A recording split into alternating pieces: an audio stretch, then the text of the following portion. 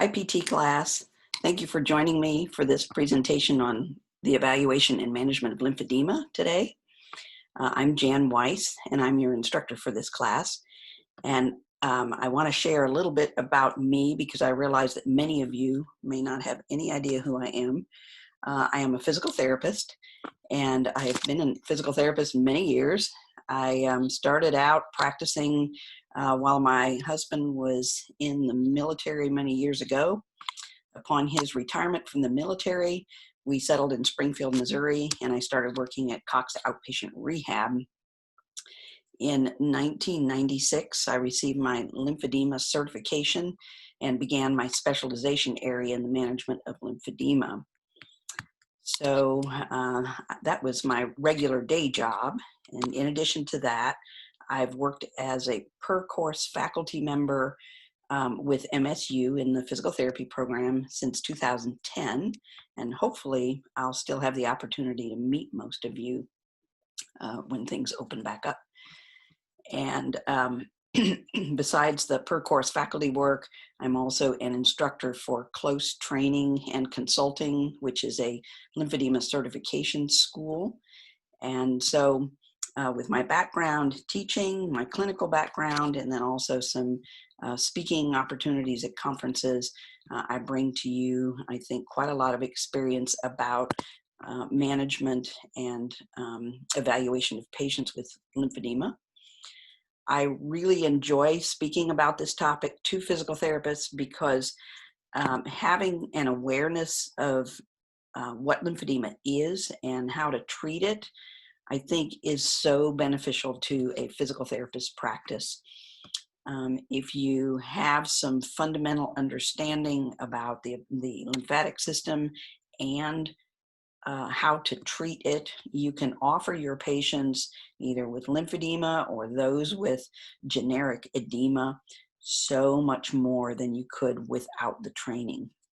So we'll talk at the very end about how you might become certified and get some additional training in addition to what I'll present to you here today. But the skills will not only be beneficial for you in your practice, but they also will make you more marketable when it comes to seeking a job. Frequently, job advertisements will request or recommend having some lymphedema management skills. So the presentation today, I'm going to break down into three topics. Number one is the lymphatic anatomy and functioning of the lymphatic system. The second portion is on the physiology of extracellular edema and what are the factors that contribute to extracellular edema. And then finally, our third section on specific management of lymphedema. So we'll turn now to our slides.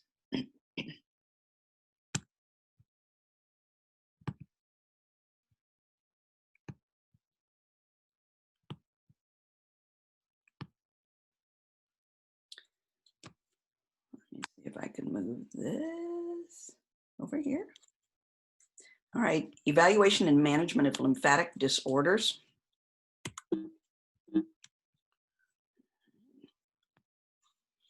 I want to start first with lymphatic anatomy and the lymphatic system. And what I like to do is I start with a discussion of lymphatic anatomy by presenting a number of case studies. And this one here is a lady who obviously has swelling in her arm.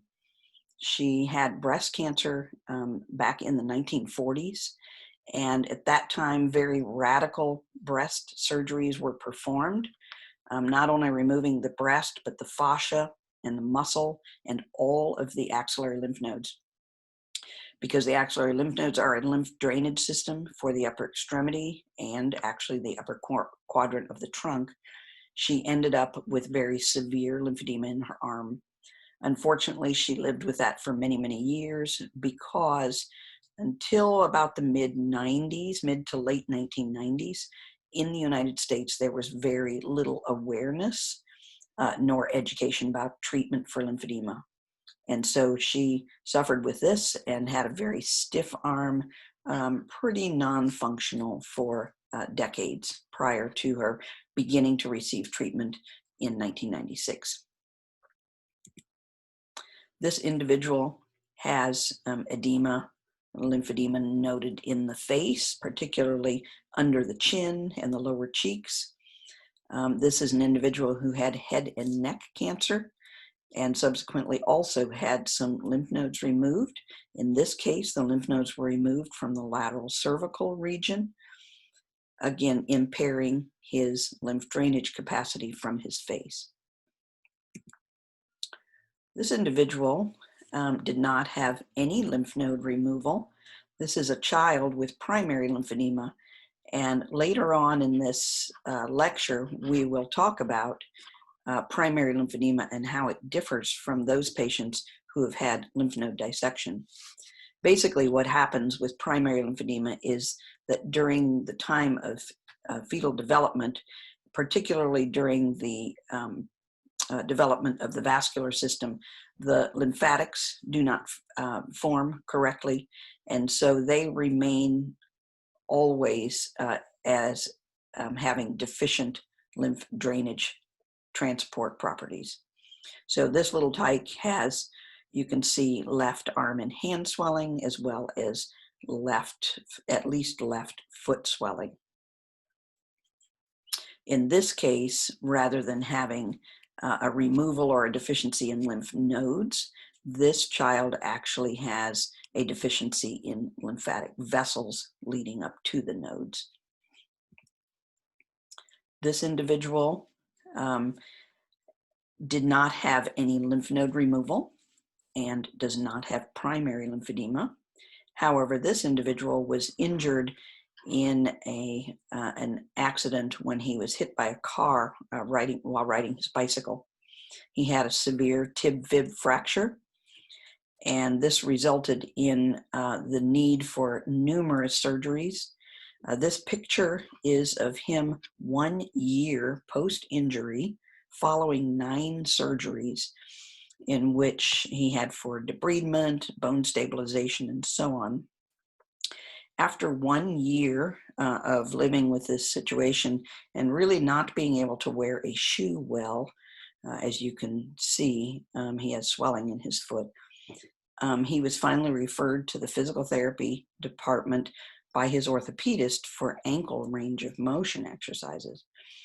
So when his physical therapist was inquiring of him about his goals for physical therapy, he said, you know, range of motion exercises in my ankle, that's all fine, but I really want the edema reduced in my foot and my leg, and I want these wounds to heal.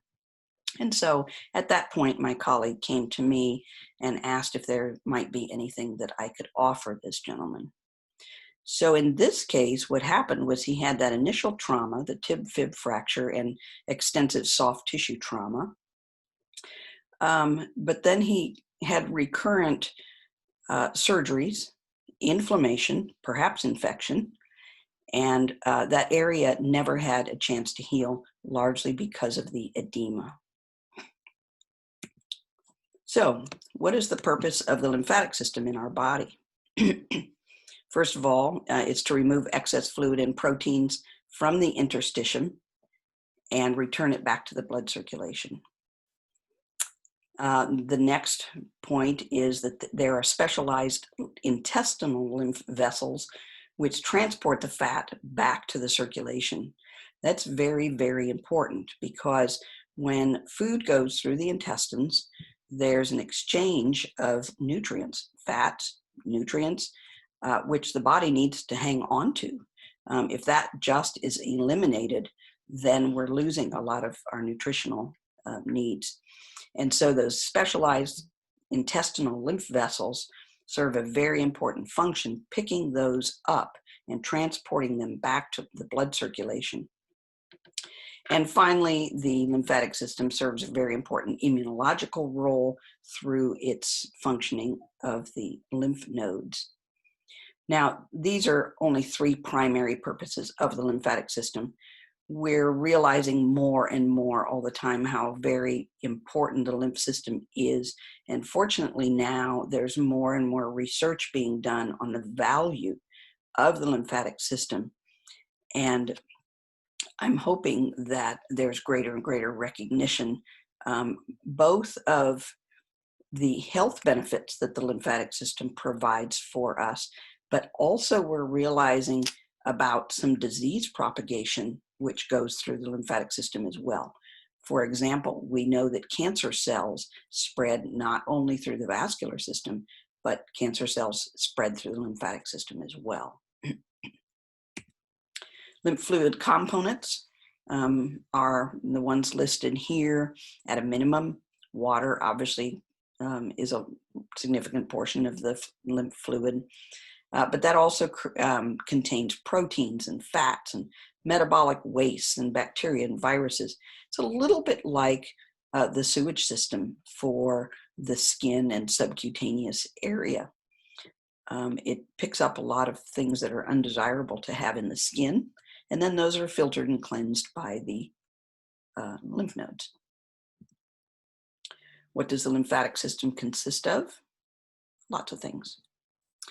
So here you are. The lymphatic system consists of many lymph vessels, nodes, and nodules, and that will be the primary focus of my presentation here today. We do know that there are lymphatic organs, such as the spleen, appendix, tonsils, thymus. Peyer's patches are actually tissue along the intestinal walls. The spleen is a very important lymphatic organ because of the volume of blood that goes through and sometimes is stored in the spleen. It's an opportunity to bring pathogens to a lymphatic organ where immunological function can take place. This is also true for the appendix and the tonsils. Okay, I mentioned that we're going to be speaking predominantly about lymphatic vessels and lymph nodes. So the lymph system is an open chain, unlike the blood vascular system, which is a closed chain. The lymph system is an open chain, beginning first with initial lymphatics. These are very, very small lymphatics. They're located just under the surface of the skin, under the in the dermal layer of the skin, and those are called capillaries, lymphatic capillaries. Those then connect to precapillaries, which connect to the capillaries connect to precollectors, which connect then to collectors, finally trunks and ducts. And as you go subsequently up the chain, the caliber of those vessels gets larger and larger, and they serve different functions. I'm going to start with those tiny little lymph capillaries. Those are flat endothelial cells. They are larger than the blood vessel. As you can see here, the lymph capillary is shown in green, and you have the little neighboring vascular capillary nearby, the arterial and the venule. You can see the size differential between those. And one of the importances of this is that the lymphatic capillaries are capable not only of absorbing a lot of interstitial fluid, but also those large particles that are not easily reabsorbed right back into the vascular tissue, such as proteins for one. So these lymph capillaries are held in place by anchoring filaments. And when the interstitial fluid becomes high, they push those little swinging flaps open, and then that lymph capillary fills up with fluid.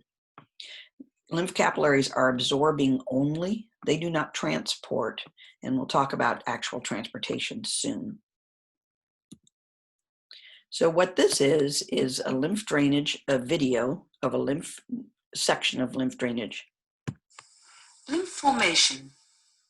Everywhere in the body, the same basic principles are responsible for the transcapillary movement of fluid the supply of the cells, the disposal of waste, and the formation of lymph. Here, using the skin on the back of the hand as a simplified example, the elements of the microcirculation and their functions can be seen. The blood capillaries constitute the most important part of the microcirculation. The interstitium is made up of the amorphous ground substance, of fibrils, of water-binding proteoglycans, and of connective tissue cells, mainly fibroblasts.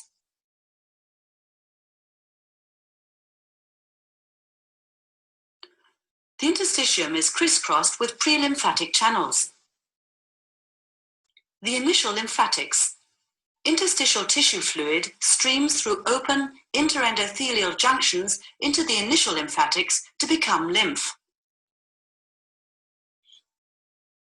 The initial lymphatics, the beginning of the lymph vascular system, are attached to elastic fibers by anchoring filaments.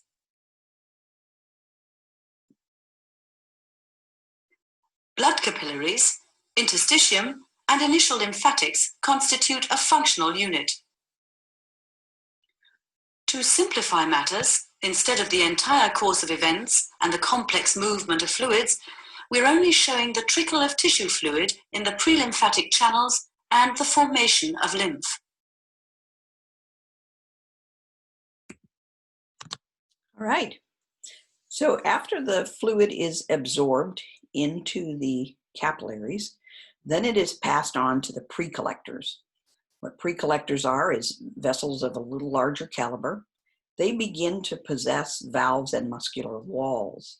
And so the property of transportation is beginning to form here. Precollectors don't get a lot of attention. They pretty much connect a capillary to a collector. Collectors get lots of attention.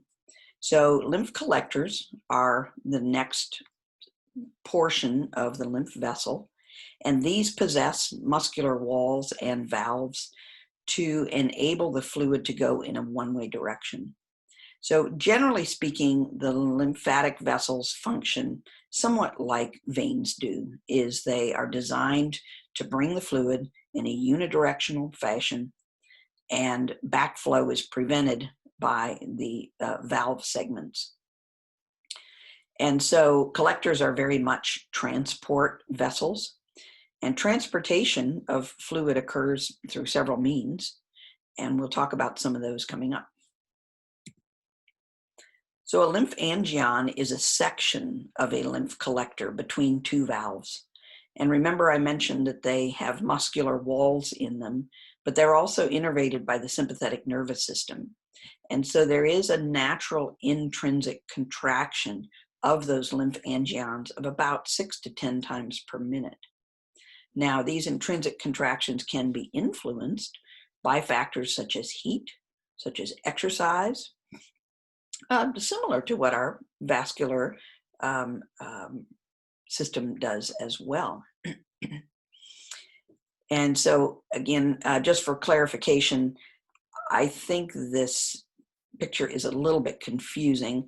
Usually lymph will transport from distal to proximal, or for example, from the hand to the axilla to reach the axillary lymph nodes, or the foot to the groin nodes. This picture in B actually kind of shows it going distally. It normally does not go distally. So if you, in your mind, turn that upside down.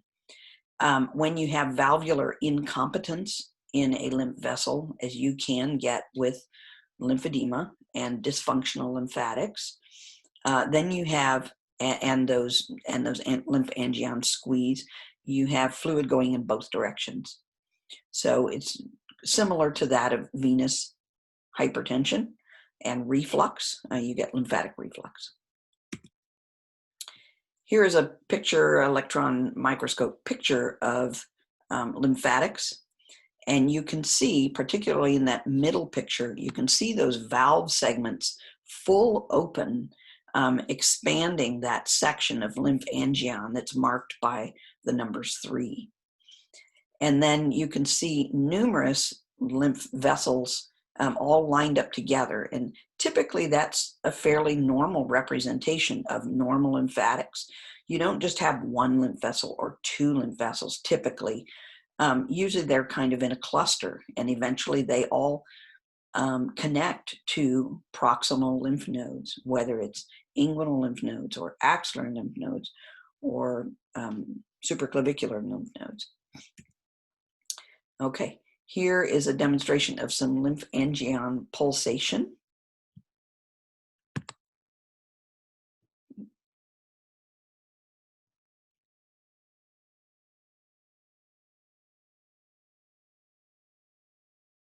And that lymph fluid expands the lymphangion, and then through its constrictive properties, it pushes that fluid right on up to the next lymphangion. And that is an example of good, healthy lymph fluid pumping.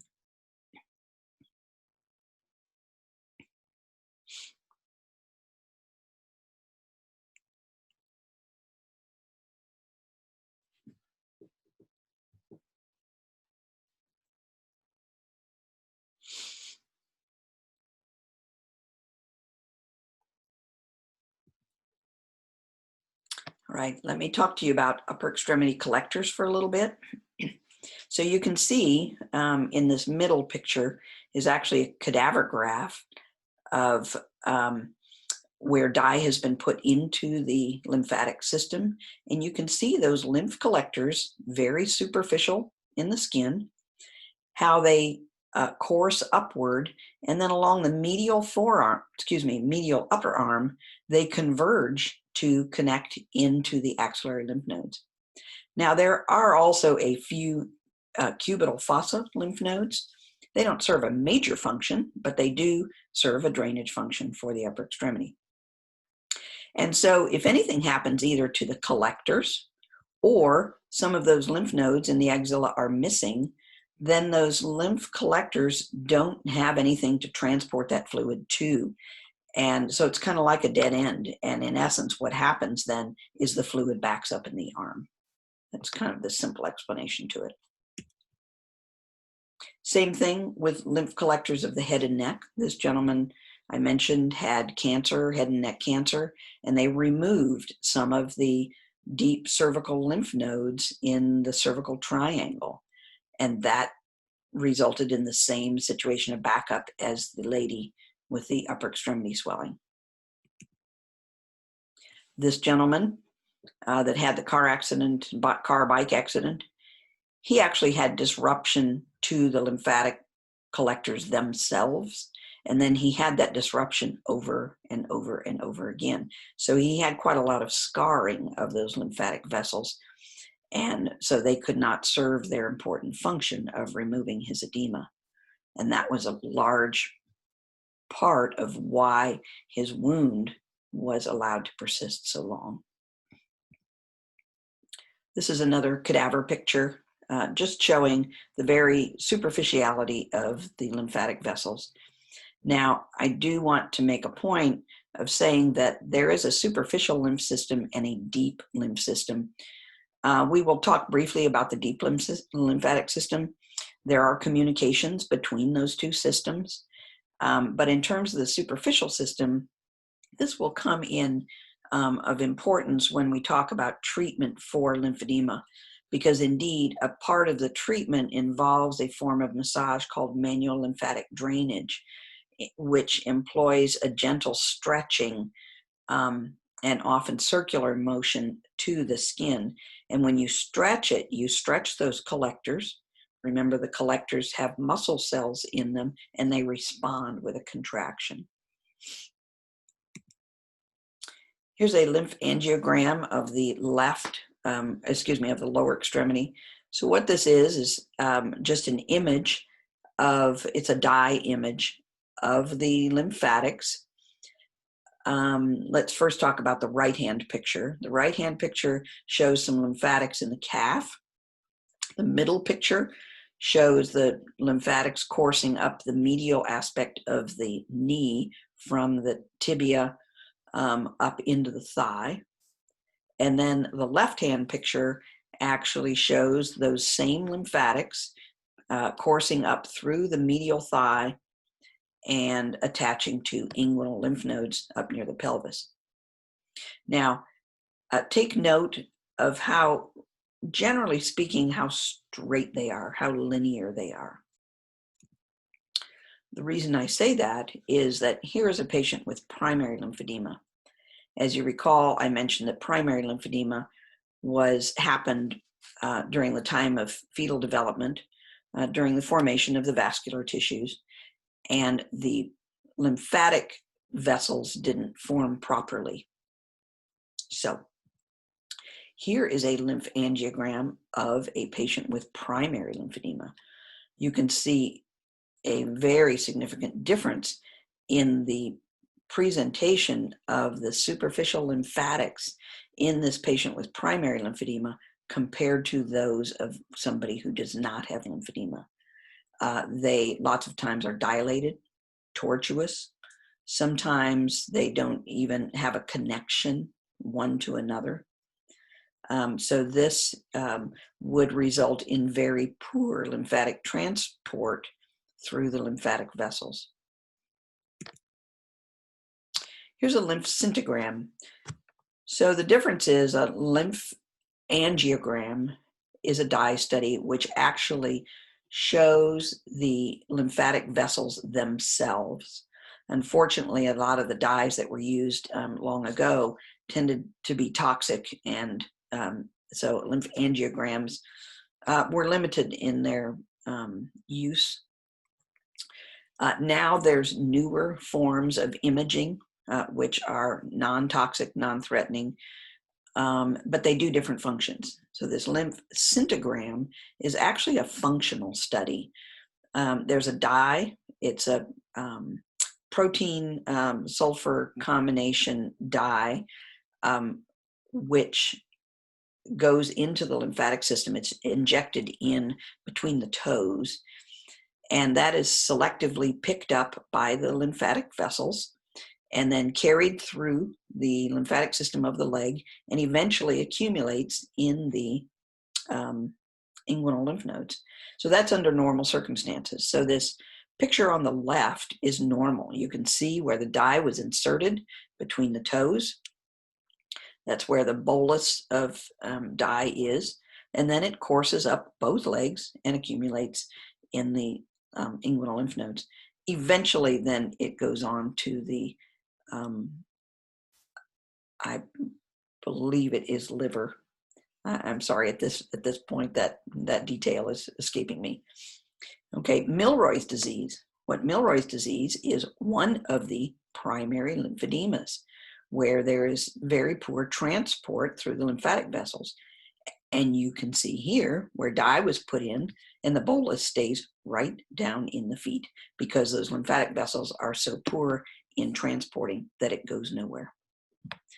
Now, the figure C, lymphedema distichiasis syndrome. What happens sometimes, this is also a primary lymphedema syndrome. What happens sometimes is rather than the dye going nowhere, it is picked up in such a way that you get lymphatic reflux, basically backflowing through the skin. So it's picked up somewhat, but because the transport is so poor, it gets refluxed back into the skin, and that's where you see that dark shadowing along the legs. All right. Now, there are newer forms of imaging, which are exciting. This is near-infrared lymphatic imaging, and it involves putting in something called ICG, indocyanine green. It is non-toxic, and it can show a real-time lymphatic pumping, which is really exciting. And you'll see that here. After the indocyanine green is injected, it's also injected, in this case, for an arm, it would be injected between the fingers. And then that's picked up by a special gamma camera. All right. And here you'll see a contrast between lymph functioning and moving well in the healthy lymphatic system on the left compared with impaired lymph function on the right.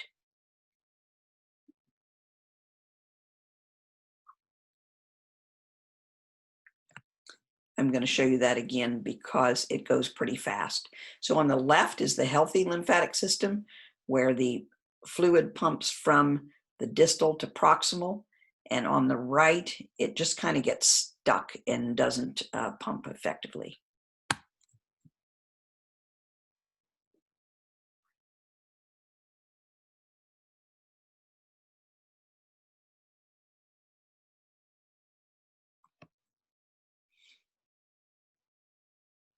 And I'll show you that one more time.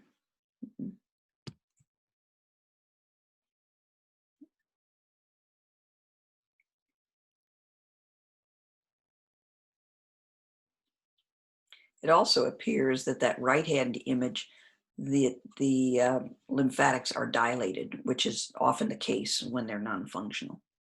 And when they're dilated, the valves can't work well. So let's talk now about lymph nodes. Collectors bring fluid to lymph nodes. There's many of them throughout the body. They're located predominantly in groups or clusters. Some areas, such as the mesentery and the cervical region, have lots of them.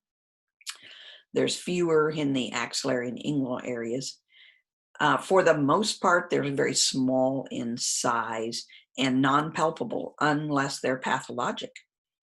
Some of you have had, if you've had a virus or an infection in a tooth, an abscess in a tooth, you might actually have palpable lymph nodes underneath your chin. But generally speaking, they're non-palpable if they're non-pathologic. An exception to this may be that particularly in thin athletic individuals, because of the size of the inguinal lymph nodes, you may notice some palpable inguinal lymph nodes, which are perfectly healthy. Lymph nodes are unable to regenerate. So if lymph nodes are removed due to surgery, they do not grow back. They're also radiation sensitive. So if they are in a field that receives repeated radiation, sometimes they can be rendered not very functional. Lymph nodes possess very important immunological and lymph drainage roles, as we will see here.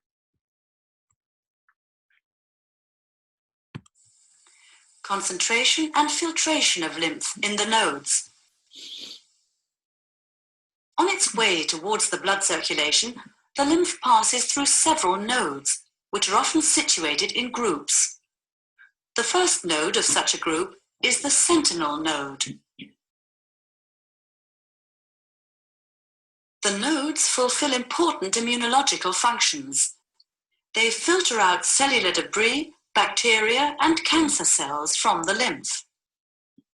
The debris and bacteria are then phagocytosed by immune cells such as macrophages. The cancer cells are attacked by specific cellular elements.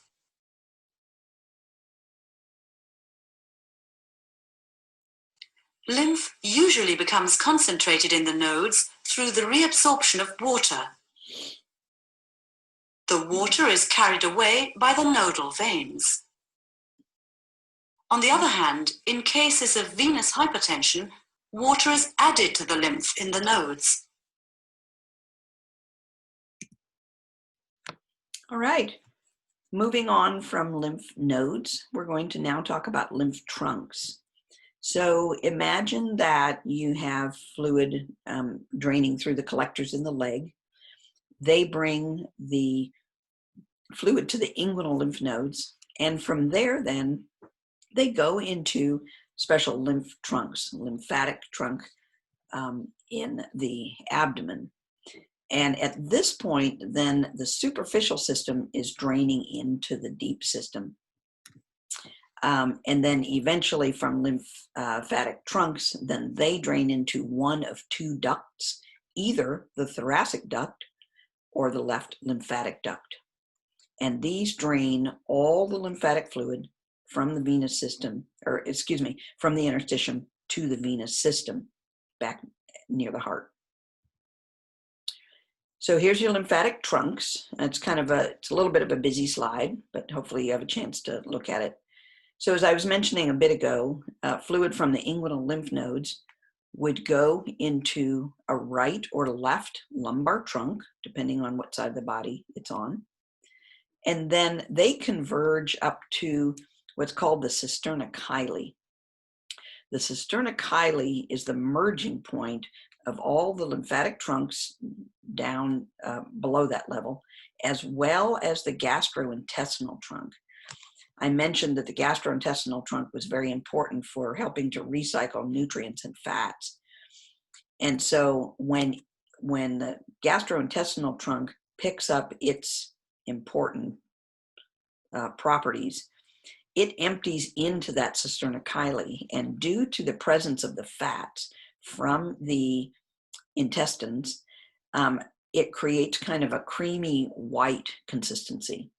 So the fluid prior to reaching the cisterna chyli would be rather like a transudate or an exudate.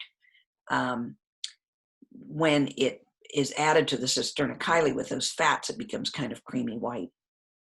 Then that courses up through the thoracic duct, and the thoracic duct, by the way, courses through the diaphragm, as do some of your large vessels.